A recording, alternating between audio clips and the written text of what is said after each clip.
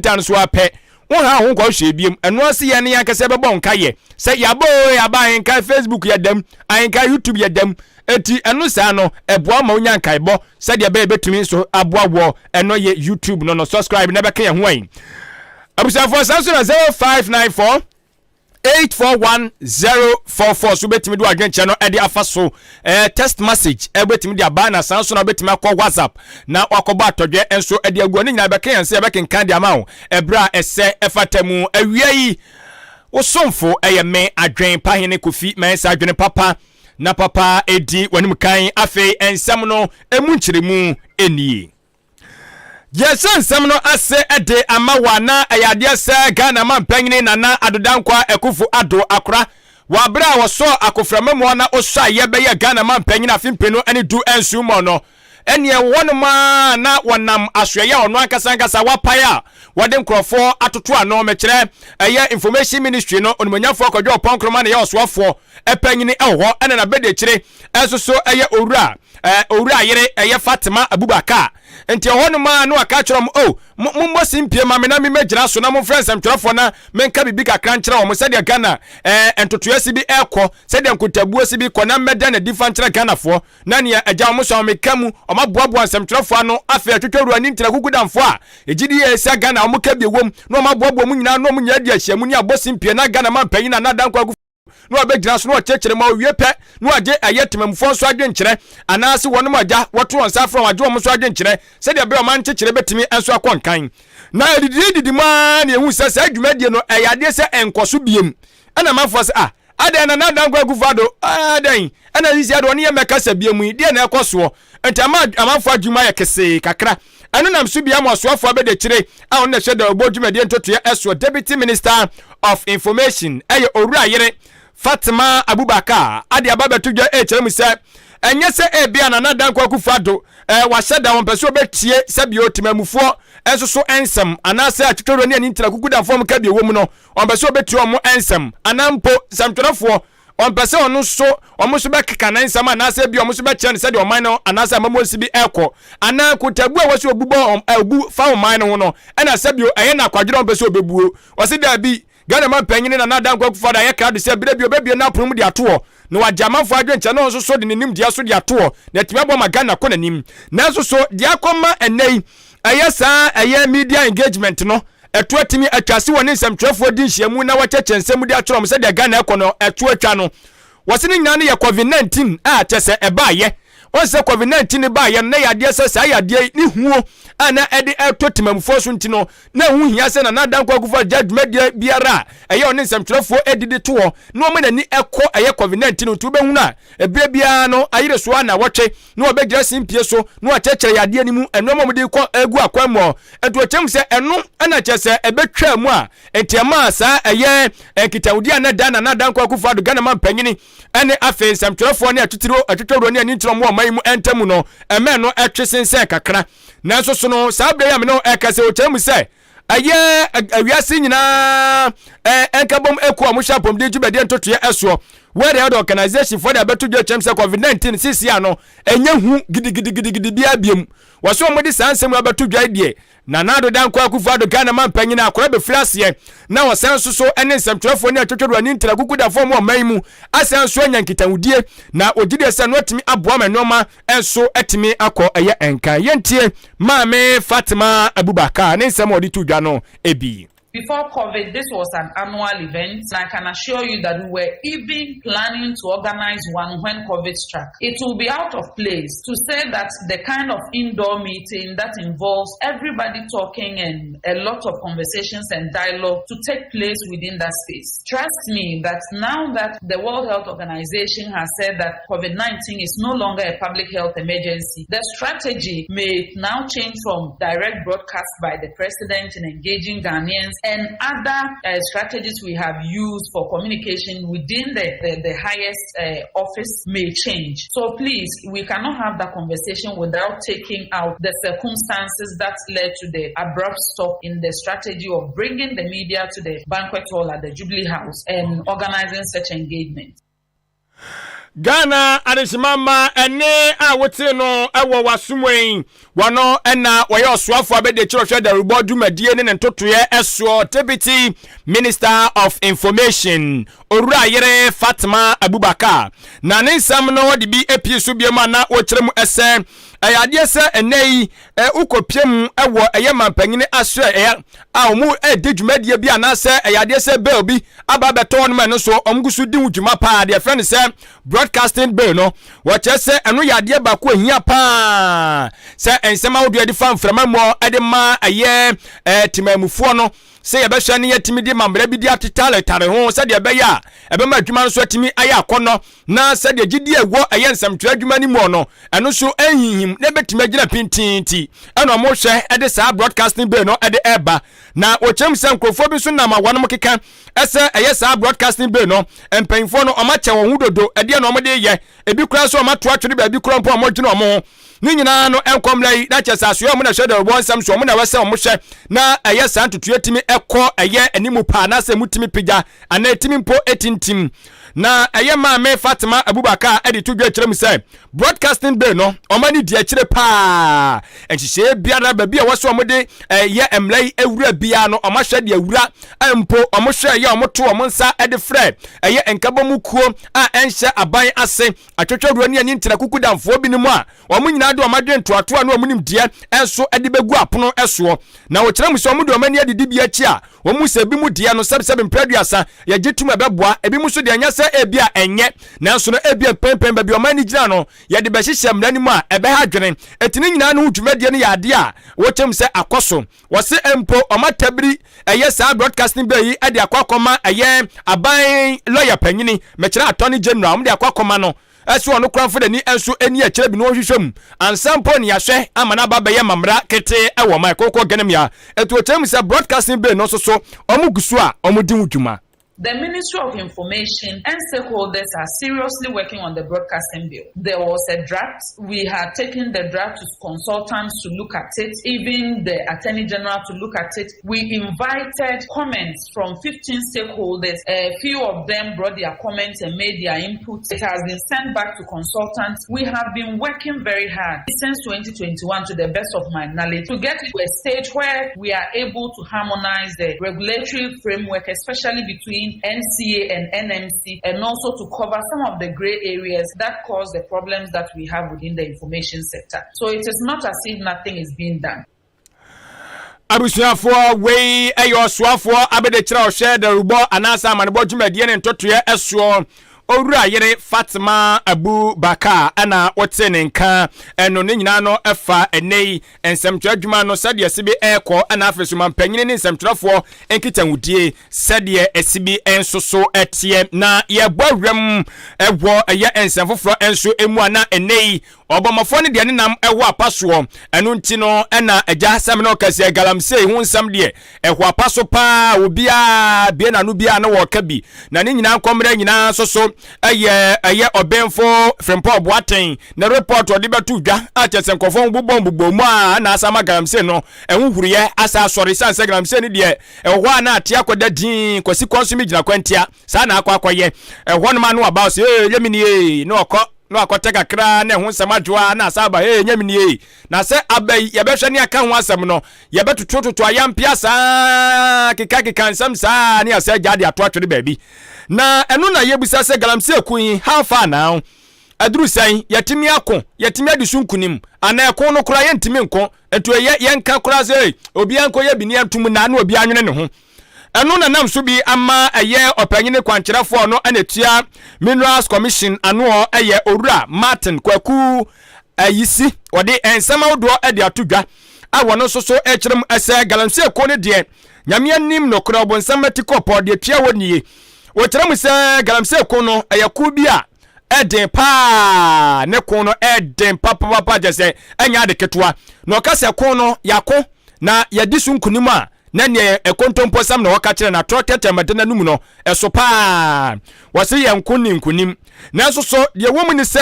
okon no egusu a ye ko na ono de wabihyemu pa se egire so pa so se de ya ekon no se de aban no agina pintin na wohihim no aye na adwen se obefo so a aprese galam se ko no yɛbɛtimi ade so nkunim ne deɛ wɔsɛ arehyɛmu wɔ hɔ sɛ yɛkɔsoa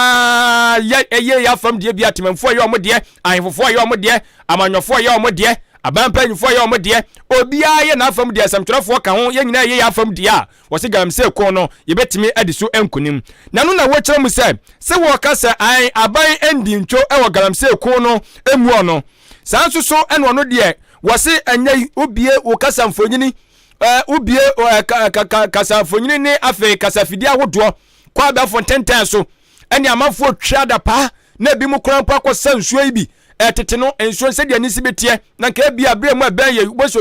obi asɛda pa kɔsa empempe ibrɛ mu nsuo no de aba no da bɛtɔ abafo teta so mo se mo hwɛ na mo fa ntoto to brɛ bi atwa mu kɔ ɛyɛ pa na nyɛ pɛ utimi sɛ sisi ade nyɛ ebi Fred Pito ebi sɛ ɛyɛ Milo ebi sɛ yɛ wanwan ɛne obiara ne deɛ wɔka wɔse saa nsɛm na nkrɔfoɔ so keka no ɔno deɛ wɔhu ne sɛ ɛyɛ paa sɛ so obiara firi ase ase wɔ twa da pa de fam obiara di bere so wɔka ho asɛm a ɛno bɛmo yɛ nyinaa yɛ adua ba bɛsisi so ne obiara nso ahwɛ ko yɛbɛfa so yɛbɛboa yɛbɛtimi apɛ ano ɛnso ano eto ɔno deɛ ɔkyɛm sɛ de timamfo buafu ɛwɔ ensu a ɛsɛ yɛn sase a ɛsɛ enua yɛka di gu fam a bɛ yɛmfa bi ensisi anamu ɔno wɔso ɔno deɛ odi ha obiara wɔ ho ɔhu ne sɛ ne kwan so ano no sɛ deɛ bɛtumi aboa ama yɛn nyinaa so yɛtimi apɛ ensɛm no ano fa no sɛ sibrɛ ɔkyerɛm sɛ galamsey ɛko no ɛyɛ adeɛ yɛ haw kɛseɛ haw kɛseɛ pa na galamsey so deɛ wɔsɛ ani kwase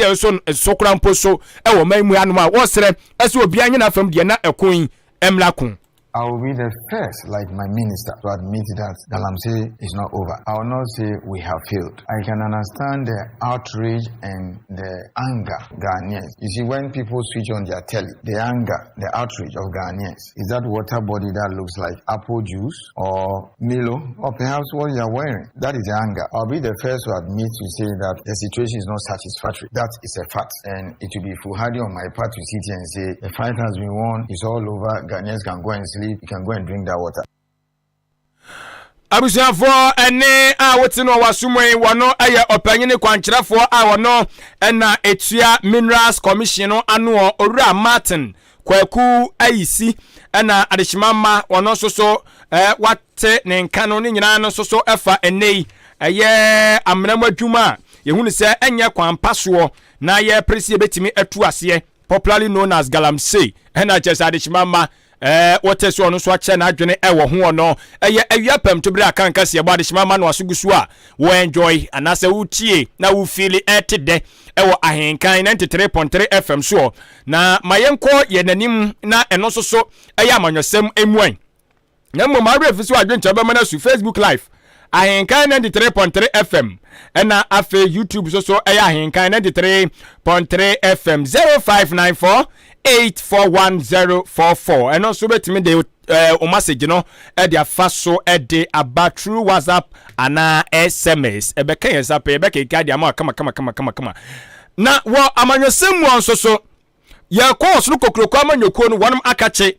opanyini ba ko ana ankane wodnam wonum jimu ayamra sebadwani ewo eye bantema bato mpesua so asantemantamu eye onimonyamfo Daniel Ochem Abuaje opanyini de sema wodo de atodwa kyeremu se empempem no ekase Ghana se okase yani hawmu eni atete eni atepoi mu a na wono so ya toro kase na wodie wose obia gitum se Ghana pempe de aho kyere ewo krompa mampanyin na nadanko akufado na nkasa kora nso age atum entuwe enya asem a okose kokuomba ka wose wokam obi atum kyeremu nanso wo kyeremu se wohye ohawa Ghana fo na musisi a na wohye wa abred o man no ehye NDC fo nso ensa emfe nwotwe na de toto MPP de ihu a wose MPP o musa ha wo krom de nanso so no ayade so mabɔ mo modern pa o maye bi pa chese NDC amanyo kontimi fo mo kran toto MPP fo ewo ba na mamuo mu a wo de fa na nadanko akufado mamuo no ene ayo Owura John Dramani Mahama na fa sebi the late opanyina onya ne ba bi ko John Evans Fifi Atamis edie no kalbum na fa toto ho na hwa ade o se MPP abɔ no maden aye nneoma de nneoma gu apono so achese nhye won mo hyehyɛ so nhye bia eboa magana bɛkɔ nanim daache o chem se wo mu se MPP amanyoko no o kan obonya nneoma ba ko mienu miensa bia betima gina so se no nanam so bi amatimamfo ɛkɔ ha o mu sisi ai anya hwe kura Russia Ukraine war wo ho COVID-19 kura so e wo ho ani nyina no ebeka bom a edi aban yi mpabro enu na free soro bete bayira huma mama bayira ntie amo akese amfa man pipi amanyoku no ama Ghanafo bo sha asase ne so omo de ye ko si ebeduro si ye nuro sisia no aka na nadan kwakufa ne mra kakra ntie ntimi nka si supi bo sha asase yegusu anam so na mmemu ha na do so o kire mu se ndisi amanyoku no wabro mbetra kunya no so no omo nka haw kese ba ko ebeka so o haw we di ato obi anti ato Ghana nya hwe enti o ato ndisi fu anti ndisi fu anti mamu oman no oso mu ntimi nya ba ko mponka o haw bi ama hwiensi na so Ebola kra ne te se ba na so kra no ebehunahuna ye ni dini keke ne duru Ghana na se Ebola ya de na kasa de etimi ama Ghana ha aje se enzo so ututu uhwe ndisi amanyoko o ma anya hwe ana mo anya amfa ma Ghana se de be Ghana o mu din be ka ho enti wo sem se wono de o wa rehemu se afimpino ne aduonu nan abato no ogidi se Ghana fo be hwe adwuma pa MPP aban abo ene adwuma pa NDC amanyoko no so abo na omo de agunsaniani na omo hunu de ne de so eten na nyonko na omo to abade ama no wose akoba ne saade a ene osime MPP fo atwafo am na tonkwam se twon ai ezan se MPP amanyoko no omaye bi ba beberebe eche di samanyoko no eto no de wose amfa no de omanyi kom ogidie mapase NPP amanyoko no ene amanyoko a wan ma bom mo den pa na wose enwatwe ni mu buo ne de eye simple Semreni Druwa, you be sector by sector, ministry by ministry, agency by agency. By that time, no, now NDC for more 8 years. Yes, you're for 8 years, and I'm telling you, even though I'm much hope, and you didn't deny that I'm much but by speaking to science and data, I want to say for the records that NDC for even with COVID effects, any global crisis, no, want to mean BT MPP records. Science and data no ebeboa MPP ama omadinkunim na okay say no science and data na reality na obi na ebusa o na msumbusa reality no sa wo batemamufo na nkasa nsumu a hu ne san sine nyina ka ho science and data de ya atwerɛtwerɛ ya o ɛna obetima atwerɛ so ya create nyuma 1 billion 1 billion ya de 1 free searches de aba 1 de aba na timamufo no so sa no mu no se de matwe no sa bebe penetie e de ma wo no mu ana eye question mark wi anu ana wafa 2024 2024 ya to ama ho ani well eduru wa ibe hunu wei eye opanyina ankane na woyemra shebedwani de ma de hia one more bantama bato empesua so na wogiram ewo MPP amanyoko ni dimu owura Daniel Ochem Aboaje na Ochem bekobiem na unkobiem no sumente se wo kan wasem o obi ni mo Ochem ya omusa no ma me se wo bekobiem na onkobiem because ayi asanso boache ma ade ayiye no o ma bebo birbirim tro no abuzafo ma mefa wadwen kyeremre na yankoma dwumade adi wonom so ntoa so mfa mawo Master Planner Junior ewo Kentampo wose Kentampo BMW pa ana ode ato yi wose MPP de obi anim sem akro hye yafuru kura no wosere omaame no na aka chance mepacho maame mbo yafuru mu hwese na mbusa abofa no de ne yafuru mu se wan na betimi abedi Ghana so obebo ama Ghana ko nanim oso busa akra obeti akra se MPP asa akra ni su ye yafunu ni mu ka chero se MPP ti akra de yafunu kra nim se MPP amanyoko ni amanyoko betimi abo ama Ghana ko nanim ti eno ana eko enti wose menchia aye Honorable Musa Sulemana Bono East Regional Organizer ene aye MPP mu a wafa maso mi dirisi aye MPP mu wase wono so menchia ne man pa yate Master Planner Junior Kentampo no na Master Planner Junior o meto nka che abusafo ya ko na aboafo asedan koma woni man Owura Billy Man technician on duty kum enei wasanso ade yeko Facebook enti any social media handles ne nyina boadwuma wadre enti aseda kase enko enfama owura Billyman na afi so na boafo enkaye enyina wo kenkan ni ewo awiapam tubra kan Kasiebo imo eye me adwen pa hene Kofi mensa adwene papa na papa endi wanim kan Kasiebo na si mesi achia mu pi memamumo ne tie